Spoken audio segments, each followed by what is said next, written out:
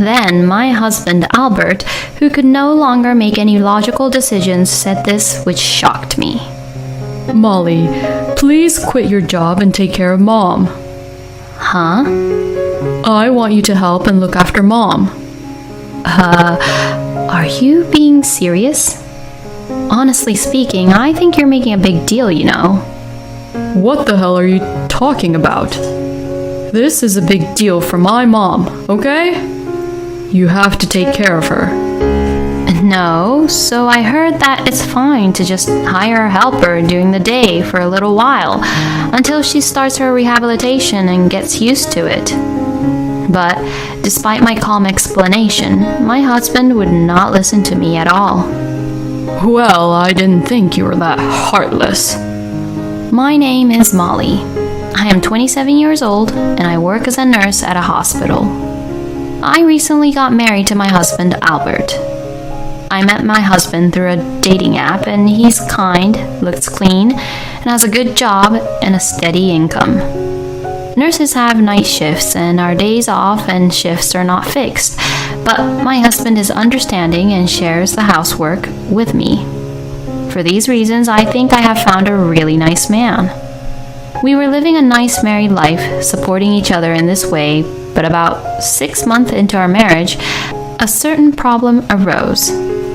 It was when we visited Albert's parents on New Year's Day.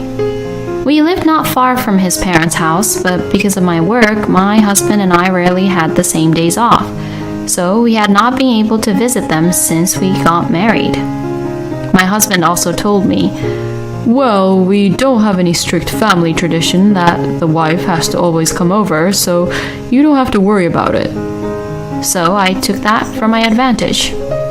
So I didn't show up to Albert's family gatherings, even once from the time I got married until the New Year's.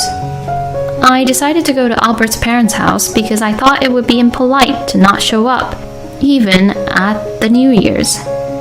I was a little nervous, wondering what kind of looks they would give me, but unexpectedly Albert's parents, Sandra and Todd, was actually treating me normal.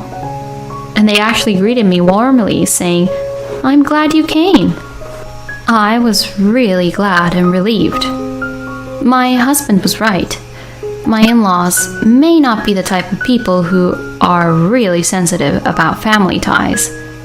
But that thought was shattered in an instant. When I went to the kitchen to help my mother-in-law, Sandra, she suddenly gave me a really cold look. "Are you sure you can even cook?" "Huh? Nurses are all about work, aren't they?" "I have the image that most of them are like men, and they can't do any house chores." I was single for quite some time, so I'm pretty used to cooking for myself. "Oh, is that so? But I don't really want to eat what you cooked." "Then should I not help you out here?" "Do as you please. But if you don't help me around here, I tell all my neighbors that you're such an uncaring wife." I really couldn't believe my ears. Is it possible for someone like Sandra to say such terrible things? I thought maybe Sandra was angry at me because I didn't visit her and her husband very often after my marriage with Albert. If that's the case, then my husband wasn't right after all, huh? After that, I thought that I had made a bad impression to Sandra and tried desperately to make up for it.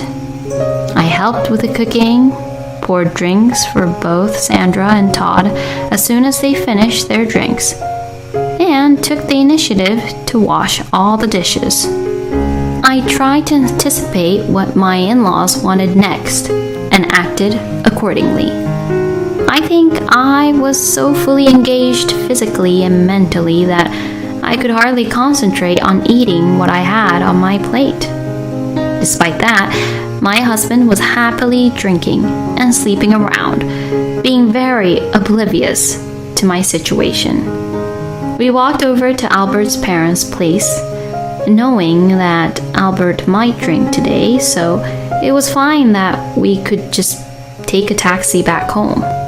But how could he be normal about leaving his own wife alone with his parents and just get drunk and sleep around? Seeing him being like that way, I felt like he didn't care much for me and began to feel like I couldn't trust much as I did compared to before. If I were to trust my husband's senses regarding the relationship with his parents, it could also make Sandra and Todd's impression towards me even worse. I had to deal this issue on my own. Since then, I had made an effort to get to know Sandra and Todd as much as possible. I took my husband to visit his parents in the daytime about once a month on weekends when I could get a day off. And every time I would bring them sweets or pastries that both Sandra and Todd liked. I also called Sandra and Todd as often as possible without bothering them, asking about their health and current conditions. Personally, I think I was able to build a reasonable relationship with my in-laws. In fact, Todd praised me behind my back for being a good wife to my husband. But unfortunately, Sandra was different. Her attitude toward me was the same as when I first visited their house. And she kept on bullying me, which never changed. And one day, I went to pick up a suitcase, which was used for a business trip that my husband had left at his parents' house and forgotten to bring back. My husband said he would pick it up himself on his way home from work. But since I was on my day off, I decided to go get it. My husband told me that he had called Sandra to let her know about it. So I headed to my in-laws' house without saying anything. As I was walking near my in-laws' house, I could hear Sandra's voice. Apparently, she was talking to her neighbor. It seemed like Sandra was happily talking about me. Ugh, our son's wife, is really useless. Well, I have to admit, I didn't quite like her since I met her from the beginning. I was in shock when she said that. So from the beginning, Sandra did not really welcome me or accept me being Albert's wife. In other words, no matter how hard I tried, Sandra's impression of me would never improve. Knowing this, I instantly began to feel that I don't really care about making a good impression to my in-laws anymore. I had done everything for Sandra.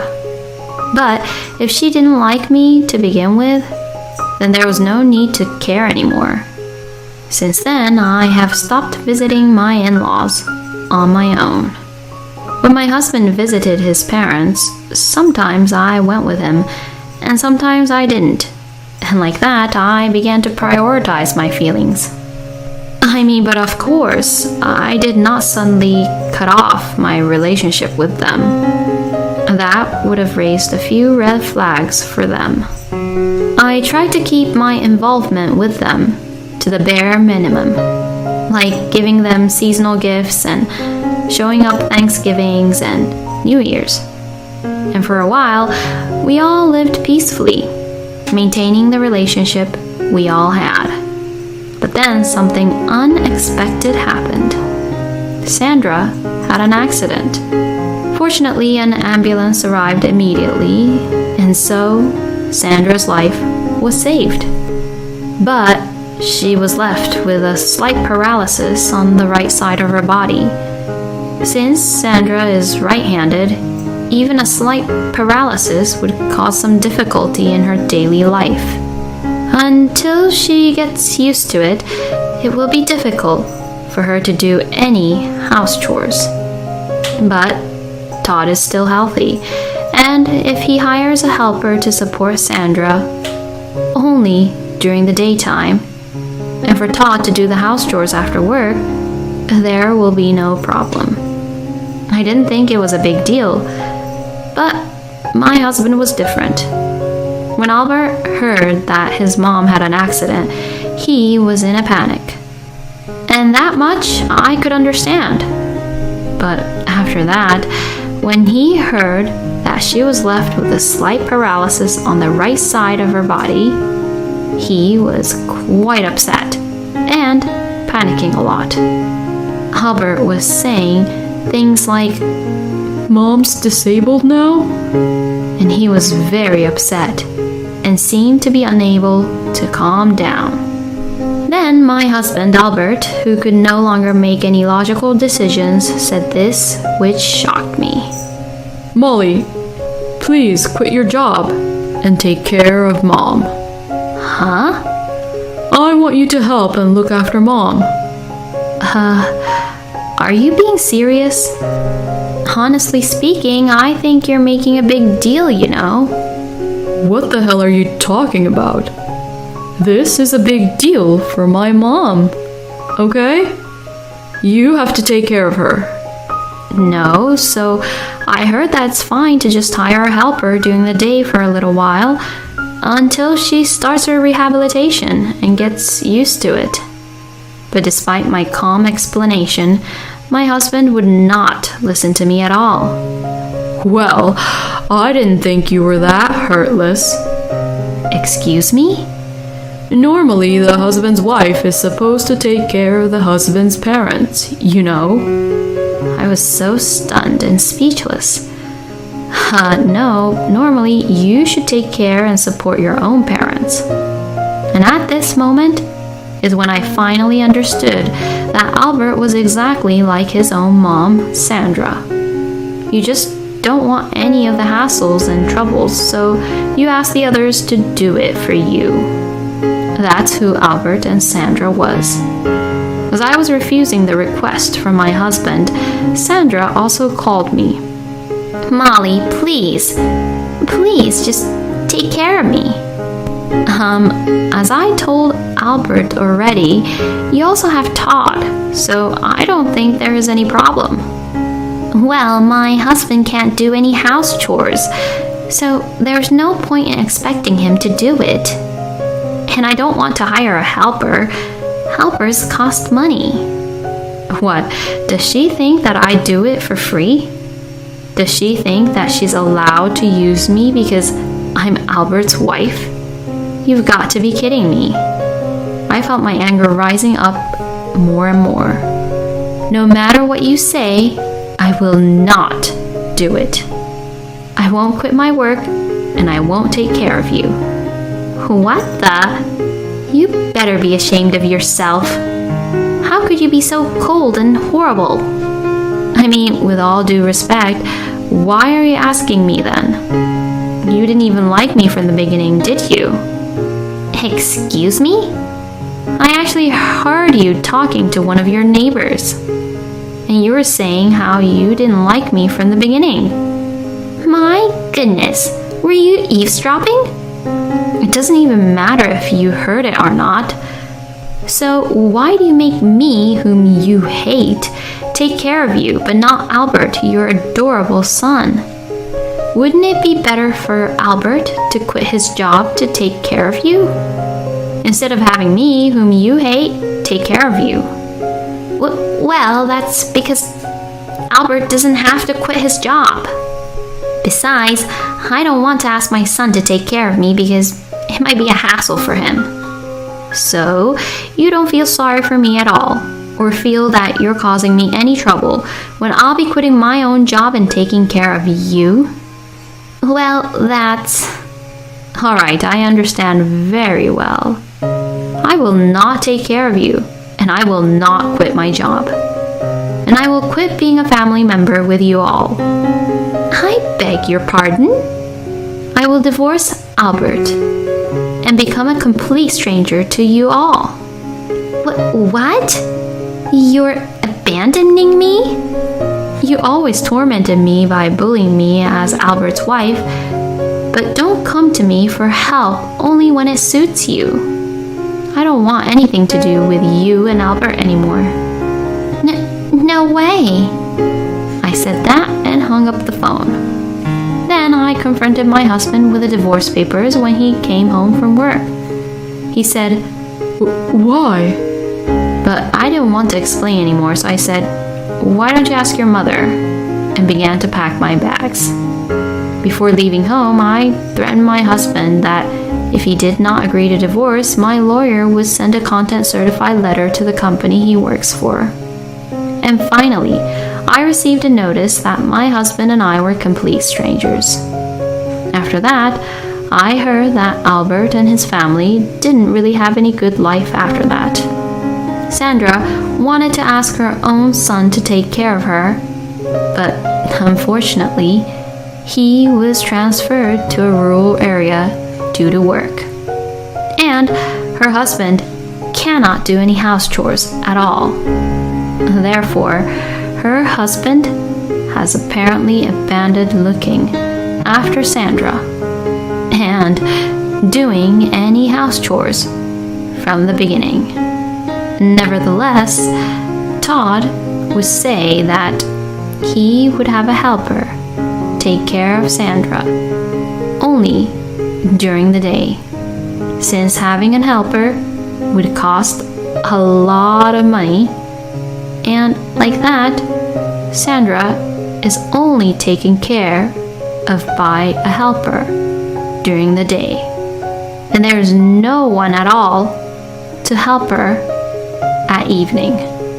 And because of this, she has been peeing on herself frequently, or she is not able to eat dinner properly, and Sandra has become mentally distressed and has begun to be very antisocial.